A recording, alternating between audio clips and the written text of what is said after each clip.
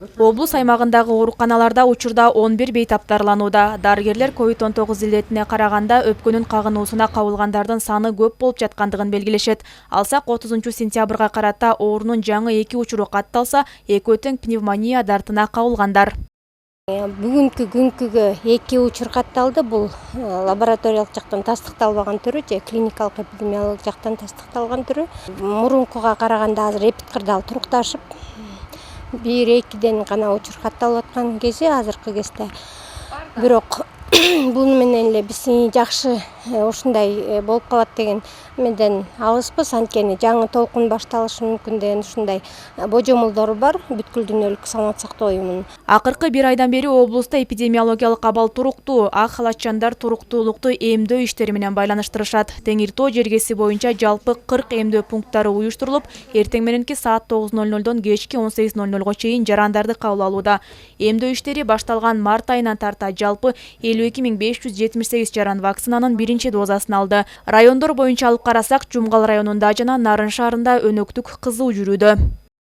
Биринчи дозасын айтып кеткендей 51,3% алган болсо, экинчи дозасын 38.859 адам алып, 37,9% түздү. Райондор боюнча айта кете турган болсок, Актала 48,7%, Ат башы 45,8%, Жумгал 52,7%, Кочкор району 50,1%, Нарын району 49%, Нарын шаары болсо 64,4%. Азыркы учурда. Анда AstraZeneca деп жазар эле. Убактылуу ачылган эмдөө пункттарында Sinopharm жана AstraZeneca препараттары сайылууда. Кайсы өндүрүштөн чыккан вакцинаны алары жарандын тандоосуна жараша болот. Адистер эки препараттын бири-биринен эч кандай айырмасы жоктугун айтышууда. Өзүнүн жана өзгөнүн саламаттыгына кам көрүүдө жарандык жоопкерчилик. Мына ушундай жоопкерчилик менен вакцина алууга келгендердин бири Ат башы айылынын тургуну Осмонбек Канакаев. Биринчи себептен өзүмдүн ден соолугум үчүн, экинчи себептен баягы баары эле коркуп атпайбы азыр. Андай сен сезгөнү болуп атат да, мисалы кээ бир мамлекеттер башка политика жүргүзүп атат деген сыяктуу коркунучтар болуп атпайбы? Бул деген коркпошубуз керек, себеп дегенде өз мамиле бул деген сөз өзүбүздүн мамилекке ишенбейт деген сөз да. Андай болбош керек. Мамлекет обязательно кылып атабы, ден соолугубуз позволять этсе баарыбыздан алышыбыз керек деген сөз да.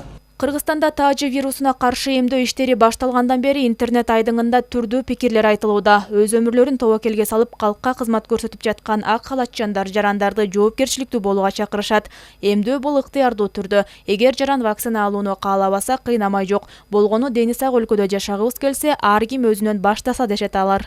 Ошо биздин аракетти туура түшүнгөн киши жок да, булар эми эчтеке кыларга эчтекебиз жогунан антип жүргөн жокпуз да эле.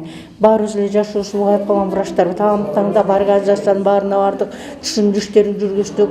Ошо жерден тескери сүйлөп, капкактан айтып, интернетте ал экен, бул экен деп чай. Статистикалык маалыматка таянсак, 2020-жылдын март айынан бери Нарын жергесинде 4064 адам ооруну жуктурган. Алардын 1513-ü ковид, ал эми 2551-и пневмония менен оорушкан. Тилекке каршы 106 жаран жугуштуу илдеттен ажал тапкан.